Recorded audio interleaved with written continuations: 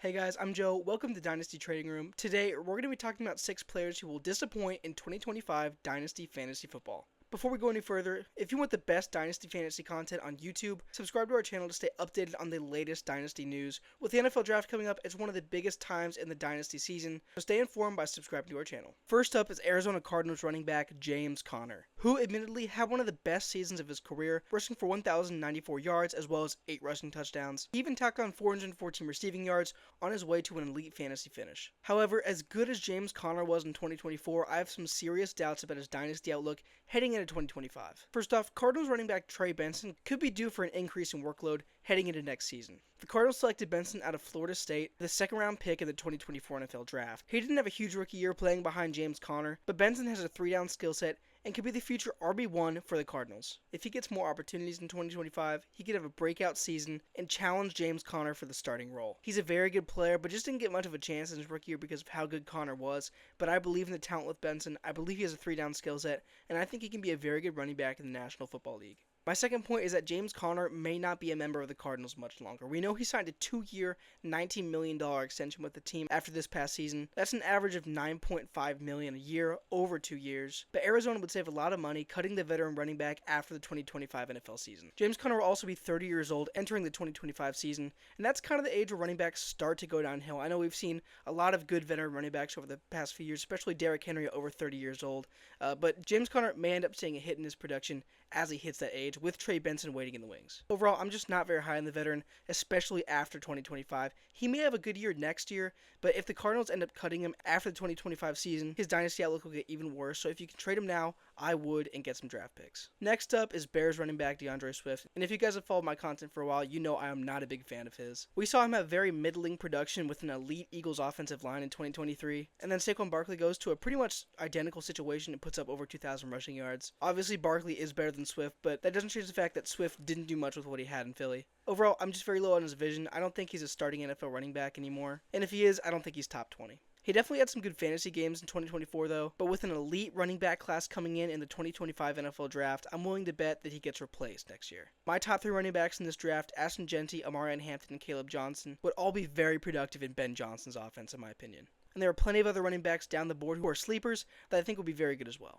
DeAndre Swift also has a very hefty contract, being paid $8 million a year over the next couple seasons. But similar to James Conner, the Bears will have the opportunity to move on from Swift with an out in his contract after the 2025 NFL season. I expect him to do so as he is being paid a lot and isn't producing much. Overall, I think there are a ton of running backs even in this draft class who have a higher ceiling in Ben Johnson's system than DeAndre Swift. Ben Johnson also didn't use Swift very much when he was the offensive coordinator in Detroit during the 2022 season before Swift left in free agency. Swift put up one of the worst fantasy seasons of his career under Ben Johnson in 2022 in Detroit. So I'm not very optimistic about Swift's outlook heading into 2025. I don't think he's going to be the starter entering the season, and there's a very good chance there's a rookie running back ahead of him on the depth chart after the draft happens. He also had the least efficient year of his career on the ground in 2024 with 3.79 yards per carry. Again, I think Swift could still be good as a complimentary back or an RB2, but I just don't see him as the Bears starter heading into next year. If you have DeAndre Swift, I would suggest trading him for draft picks right now, or maybe a rookie running back after your dynasty rookie draft happens. I'm just not very high on him in 2025 and beyond, and his production so far has been pretty uninspiring. Next up is the newest Seattle Seahawks wide receiver,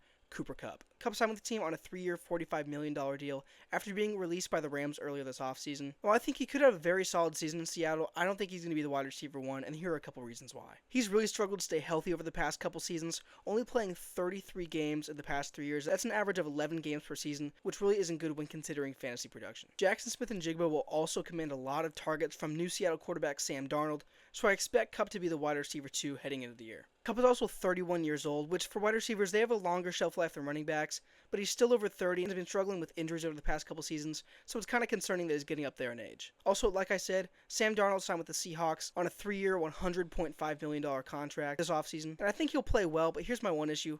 The Seattle Seahawks have a terrible offensive line. It was one of the worst in the entire league in 2024. If Darnold doesn't have much time to throw, then I don't see how Kupp's outlook looks very good. While I do think Seattle will improve the line of the draft, that remains to be seen. I'm not very high on the wide receiver 2 for an offense that could struggle to pass the ball because they may not be able to protect their quarterback.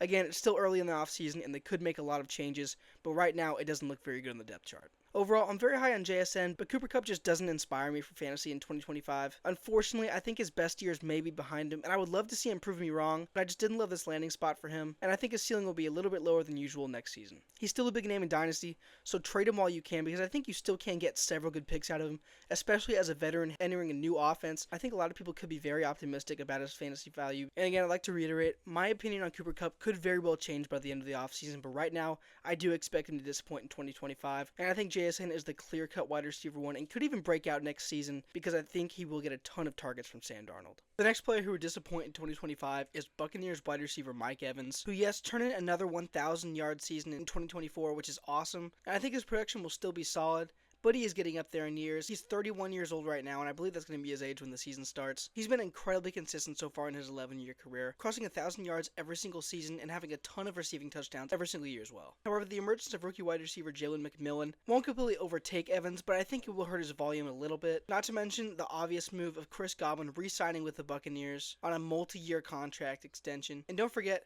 Mike Evans did have a solid year, but that was without Godwin taking a ton of targets most of the season. Godwin was on a ridiculous pace before getting hurt only 7 games into his 2024 season. He had over 500 yards and several receiving touchdowns, and was on his way to a top 10 fantasy wide receiver finish. If he had stayed in the lineup, I don't know if Mike Evans would have gotten to 1,000 yards or been nearly as productive in fantasy. Like I said, I think young offensive pieces Jalen McMillan and Cade Otton will take steps next season and demand more targets. Now, Mike Evans obviously won't be completely phased out. He's still a very good wide receiver, but there are a lot of mouths to feed on this Buccaneers offense, and I think Chris Godwin might end up being the wide receiver one next season. Baker Mayfield's playing the best football of his career, and I firmly believe he's a top 10 quarterback. That's why I think for the next season or two, Mike Evans will be solid. But if you have him in Dynasty, I would trade him while his value is still relatively high, because he's still a pretty big name. Also, even without Godwin, Mike Evans still had the second fewest yards in a single season across his entire career, with only 1,004 receiving yards in 2024. Which by his standards isn't the best, but of course among the entire league is still fantastic. It's also worth noting that before Chris Godwin's injury, Mike Evans was having a pretty pedestrian fantasy football season, with not a single game over 100 yards in that span, and only one game with 10 plus targets. But if the yardage really isn't there as much as it used to be, I don't trust Mike Evans' fantasy near as much as I have over the past couple years, and he's worth selling in Dynasty right now while you can still get a lot of value for him in the form of picks and young assets, like a player like Jalen McMillan, who I'm very high on, and I think would be a good player over the next few years for the Buccaneers. Overall, I'm having less trust in Mike Evans next year in fantasy because of the situation around him, as well as decreasing production at 31 years old. I wouldn't be surprised to see him take a similar path to other veteran wide receivers and sign with a contender after this next season. In 2025, I think he'll finish as a mid wide receiver 2 and should be traded in Dynasty leagues. Next player we're going to be talking about is Brock Purdy, quarterback for the San Francisco 49ers. I'm a fan of Brock Purdy. I think he's a very good quarterback. He'll get a well-deserved extension most likely this offseason, if not the next. Things are not looking good for the 49ers offense in general. First off, they traded wide receiver Deebo Samuel, who yes, was pretty bad in 2024, but was still a valuable weapon to the offense. I think his presence will be missed if Ricky Pearsall can't step up next year. It's kind of an underrated move, but the 49ers also traded away running back Jordan Mason, who filled in really well for Christian McCaffrey when he was injured in 2024. I don't think that was a very good move. I think they should have kept Jordan Mason because he's a very valuable running back, and that running game can take pressure off of Brock Purdy in the passing game. I think Minnesota got a steal, and he'll be very good in 2025. Wide receiver Brandon Ayuk also suffered a pretty gruesome knee injury in 2024, which cut his season short, but before he really wasn't playing inspiring football. If Ayuk isn't ready to start the season, there will be a shortage of offensive weapons in San Francisco for Brock Purdy to throw the ball to. San Francisco also lost starting guard Aaron Banks in free agency this year. He was a solid player to help protect Brock Purdy up front. That may become an issue if pass protection gets worse in 2025. Overall, a lot of things have gotten worse for the 49ers this offseason. They've lost a lot of key pieces, and it may hurt their offense next year, leading to a worse fantasy finish for Brock Purdy, who I think is already a little overrated in fantasy football. Again, I think he's a pretty good real-life quarterback, but the factors around him are kind of working against him at this point. He's still in a very good offense with Kyle Shanahan schematically, but he may not have the weapons around him next year to be quite as good. Also, Brock Purdy hasn't really been an elite fantasy quarterback at any point in his career. So if you can trade him for kind of a higher rookie pick, I think it's worth doing, or if you can get a decent asset for him in return, especially if it's on the younger side. While quarterbacks are valuable, I think Brock Purdy is becoming a little replaceable in fantasy football, especially in Dynasty. Overall, I don't see Brock Purdy finishing as a QB1 in 2025. I think he's worth trading in Dynasty, and it'll be interesting to see how San Francisco handles that contract negotiation either this offseason or the next. The final player on this list is going to be Aaron Jones, running back for the Minnesota Vikings. While Jones was pretty good in 2024, setting a career high in rushing yards with 1,138 and a good amount of rushing touchdowns as well with good efficiency on top of it, I do have a couple questions about his fantasy value, especially in Dynasty heading into next season. First off, Minnesota did trade for Jordan Mason, like I said before, for a 6th-round pick. I think that was a steal of a trade for the Vikings. He could be the running back of the future if given the chance. Aaron Jones is also entering his age 30 season. That is, again, the age when running backs tend to fall off. I'm not sure how much longer he'll be fantasy relevant, and I do have definite questions about that.